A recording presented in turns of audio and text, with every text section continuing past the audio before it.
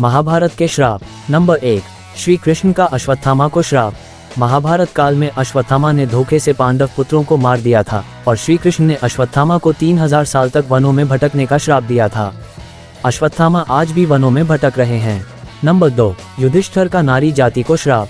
महाभारत काल के दौरान कर्ण की मृत्यु के बाद युधिष्ठिर को पता चला कि कर्ण उनका भाई था, जिसके बाद पांडवों को बहुत दुख हुआ और उन्होंने कर्ण का अंतिम संस्कार किया। तभी युधिष्ठिर ने नारी जाति को श्राप दिया था कि कोई भी नारी किसी बात या रहस्य को गोपनीय नहीं रख पाएगी। ये श्राप अभी भी स्त्रियां भुगत रही है। नंबर 3, अप्सरा उर्वशी का अर्जुन को श्राप।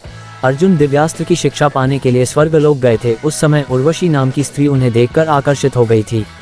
अर्जुन ने उर्वशी को माता बोलकर सम्मान दिया। उर्वशी ने अर्जुन को 1 वर्ष तक नपुंसकता का श्राप दिया। ये श्राप उनके वनवास के दौरान वरदान साबित हुआ था। अज्ञातवास में वो नपुंसकता के कारण वो नर्तिका बनकर कौरवों की नज़र से बचे रहे। नंबर 4, श्रृंगी ऋषि का परीक्षित को श्राप। जब पांडवों स्वर्गलोक की ओर प्रस्थान करने हुए तो उन्होंने अपना सारा राज्य अभिमन्यु के पुत्र परीक्षित के हाथों में सौंप दिया। राजा परीक्षित के शासन काल में सभी प्रजा सुखी थी। एक बार राजा परीक्षित वन में आखेट खेलने को गए, तभी उन्हें वहां शमीक नाम के ऋषि दिखाई दिए। वे अपनी तपस्या में लीन थे तथा उन्होंने मौन व्रत धारण कर रखा था।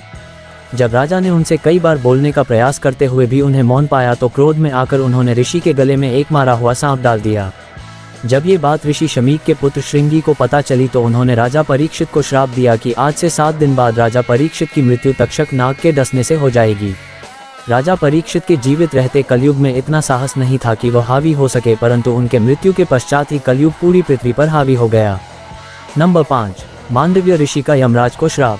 एक बार राजा ने किसी गलती से किसी और की सजा के लिए मांडव्य ऋषि को सूली पर चढ़ा दिया था, जिसके बाद मांडव्य ऋषि के लंबे समय तक शूली पर लटकने के बाद भी प्राण नहीं गए।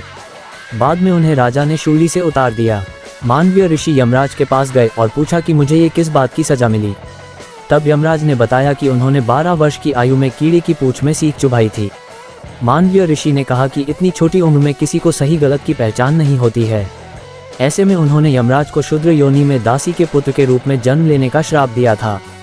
इसके कारण यमराज ने विदुर के रूप में जन्म लिया था। क्या आपको ये सब पता था? हमें कमेंट करके जरूर बताएगा और ऐसे ही दूसरे फैक्ट्स जानने के लिए हमारी चैनल को सब्सक्राइब करें।